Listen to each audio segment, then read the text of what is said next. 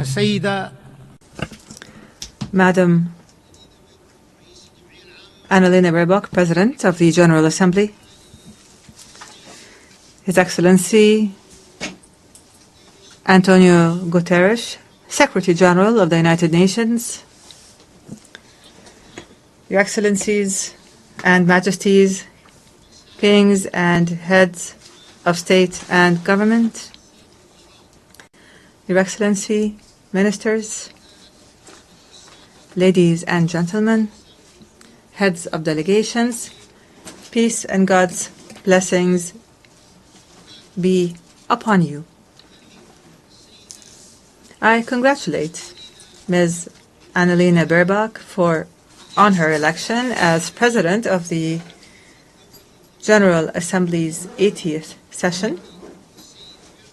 I also congratulate Mr. Philemon Yang on his presidency of the General Assembly at its previous session,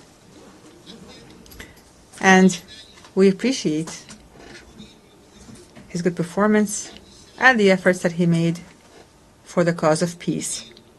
We especially appreciate His Excellency, the Secretary General of the United Nations, Mr. Antonio Guterres, for his tireless efforts and valuable initiatives for peace and justice, and for the achievement of the goals and principles of the United Nations, and for his support for the causes of developing countries.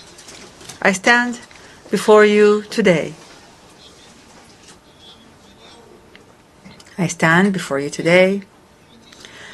On behalf of the civilian government of the Sudan.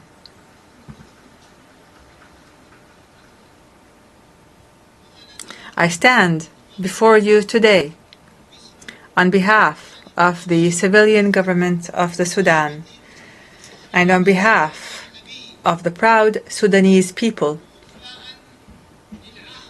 to fulfill the pledge made by His Excellency President Abdel Fattah al-Burhan, Chairman of the Sovereignty Council, at this August Global Forum, a pledge to appoint a civilian prime minister with independent powers to consolidate the values of civilian governance and democratic transition. I stand before you from the banks of the Nile, from the land where history runs as deep as the river itself, from where the deserts know the footprints of ancient kingdoms, ancient civilizations, and from where in this present hour,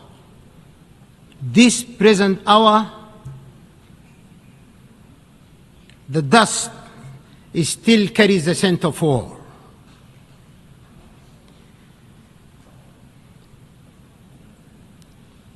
Sudan has bled. Our villages and cities have fallen silent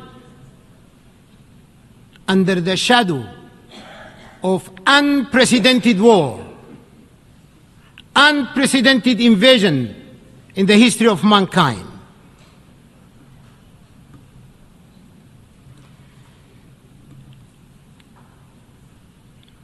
Our children have known fear before they have known the meaning of life. And yet,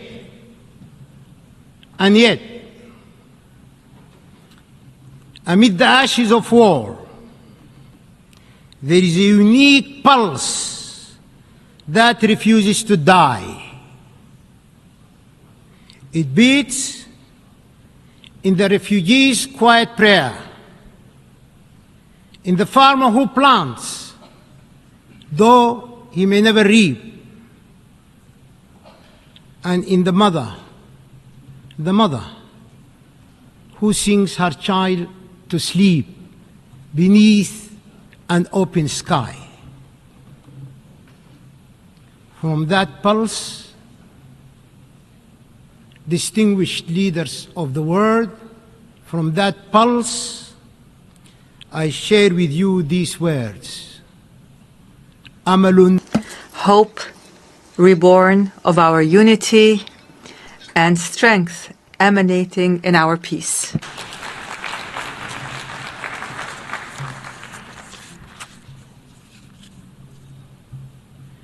Quiero decir, I wish to say, in addition to this, that Sudan is a great civilization. Its resources are necessary for the entire world.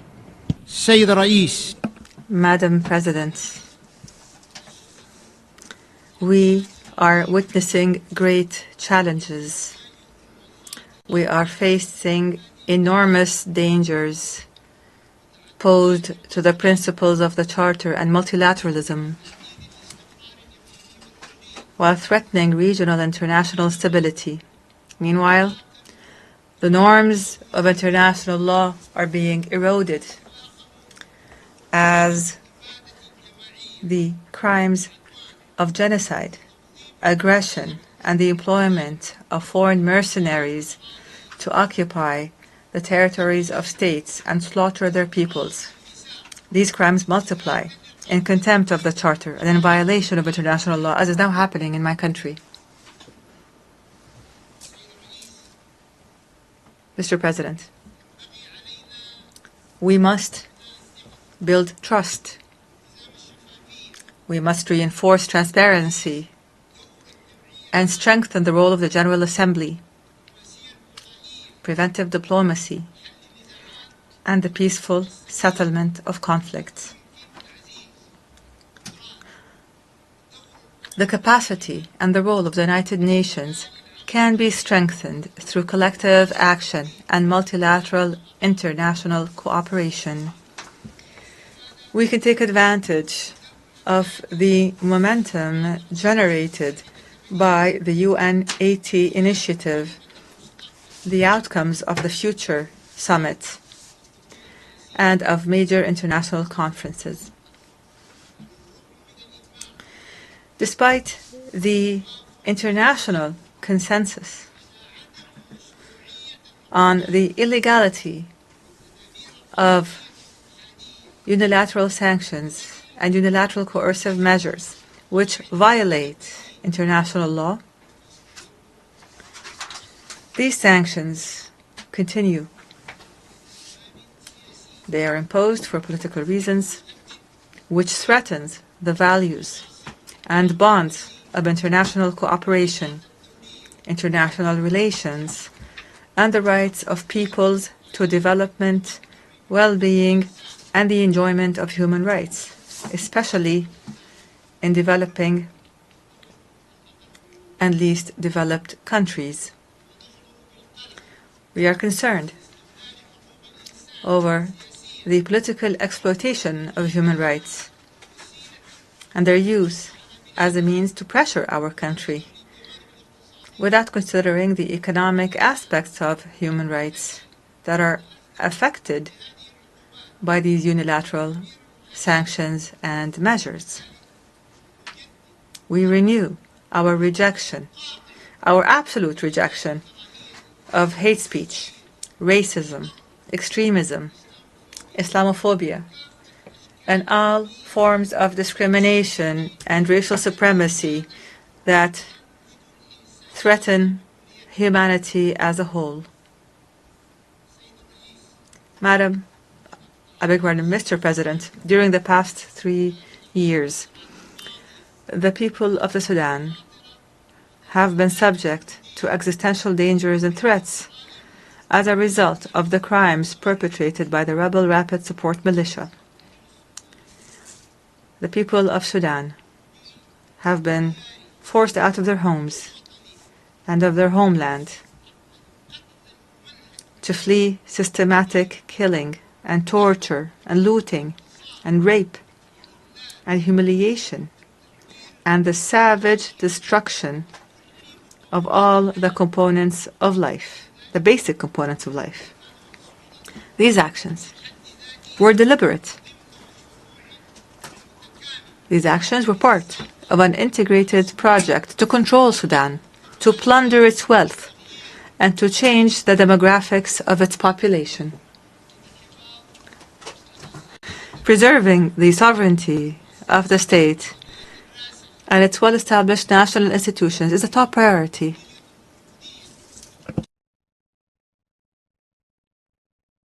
It is an existential issue for the Sudanese people. Therefore, the civilian transition and democratic transformation under the leadership of the civilian government of hope and the establishment of peace will not be achieved without ensuring that we have strong national institutions that preserve the sovereignty and territorial integrity of the state. The international community, and you are the leaders of this international community. You are the entire international family. The international community must work to stop the flows of lethal weapons, advanced ones, to the terrorist militia. It must condemn the militia, criminalize it, and classify it as a terrorist group, and must stop the flow of mercenaries.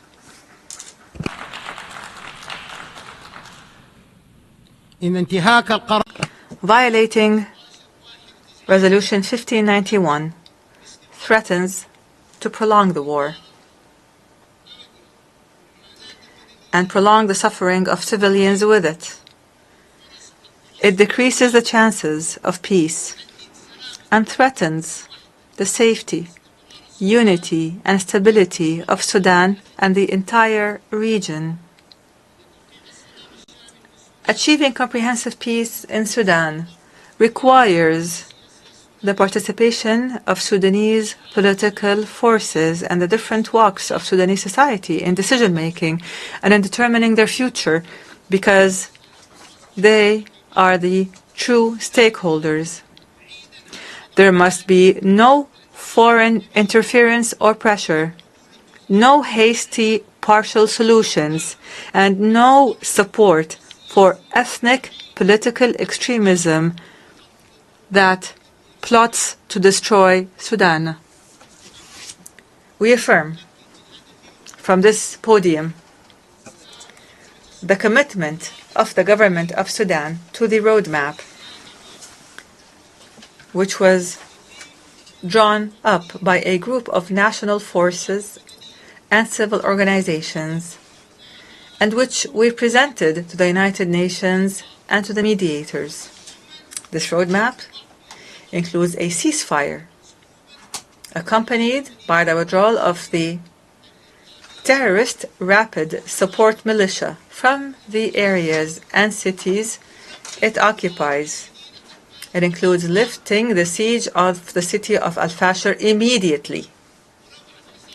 Lifting the siege on the city of Al-Fashir immediately, as well as the city's environs, in implementation of Security Council Resolution 2736, adopted over a year ago. Imagine this. This resolution was adopted by the Security Council over a year ago, and nothing has happened to this very day. Is this plausible? Let us take a moment to reflect. Children are dying. Women are dying. The elderly are dying because of starvation, and the international community is silent.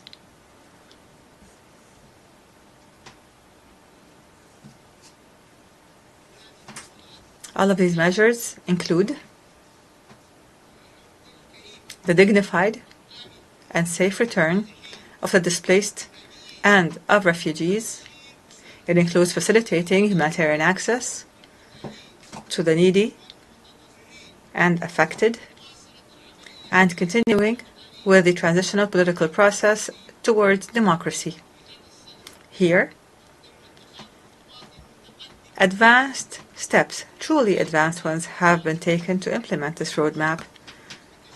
I have formed a civilian government of technocrats that will engage in a Sudanese national dialogue that includes all political and societal forces to lay the groundwork for elections that are free and fair,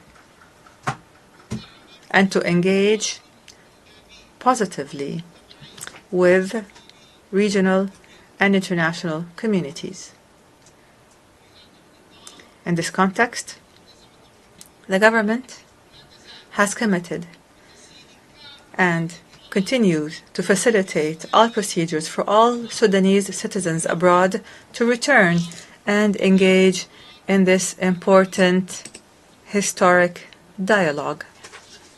Mr. President, one of the priorities of the civilian government of hope is to work to achieve objectives that include the following: achieving peace as a top priority, establishing the rule of law, a state based on the rule of law, fighting poverty and corruption in all its forms, activating transitional justice, accountability, ending impunity, adopting a balanced foreign policy, engaging positively with international and regional organizations, providing services such as electricity, water, security, pensions, revitalizing rural development, providing national health care, and laying the groundwork for comprehensive national elections with regional and international observers. We will work to remove the remnants of war, to return to the capital, the national capital, Khartoum, and start reconstruction efforts, raise the quality of the health sector, and increase the participation of women and youth in the national dialogue for peace. Mr. President, the government of the Sudan affirms its commitment to humanitarian international law. The government of Sudan developed a comprehensive national plan for the protection of civilians that it submitted to the Security Council and the Secretary General of the United Nations. The plan covers all aspects of protection, including the establishment of a national mechanism of protection and a mechanism that facilitates humanitarian access and supports United Nations humanitarian efforts and the rule of law, accountability, and action to halt the proliferation of weapons and combat violence against women and children. This plan addresses issues of displaced persons and the refugees and seeks to achieve a comprehensive peace. Moreover, the government has signed a cooperation framework with the United Nations. And in this regard, the government renews its commitment to facilitate, protect, and secure the passage of humanitarian aid through all the agreed-upon crossings identified by the government of Sudan. The continued international silence on the crimes of the rebel terrorist militia and their siege of the city of Al-Fashir and their bombing of IDP camps and places of worship and educational institutions, their looting of markets and of public and private property, and their destruction of health facilities throughout the country. This silence is tantamount to an encouragement and to giving a green light for these militias to continue with their crimes and their violations. Our doors will remain open. Our doors will remain open to the United Nations and regional and international organizations. We call on the international community to support the choices of the Sudanese people and their civilian government and to support African solutions to conflicts through the will and national ownership and without any tutelage. Mr. President, the dangerous deterioration and escalation and the status quo, what has become of the situation in the Middle East, especially the catastrophic situation in occupied Palestine and the Gaza Strip, warn of serious consequences for the region and its people and its peoples. And here we renew our conviction that no stability and no security will be achieved in the region without a just and permanent and comprehensive settlement of the Palestinian question. That would allow for the establishment of an independent, sovereign Palestinian state with Al-Quds as its capital on the borders of June 1967 in accordance with international legitimacy resolutions. And here we condemn the blatant Israeli attack on the sovereignty of the sisterly state of Qatar, which threatens international peace and security. Without peace, there is no viable future. Without peace, there is no viable future. Excellencies, ladies and gentlemen, supportive of peace and security, human rights, and sustainable development goals, without which there will be no lasting peace. However, let me say it clearly and openly, our sovereignty and territorial integrity are red lines. We will never give up. I promise you, we will never give up, and I thank you for your attention. Thank you.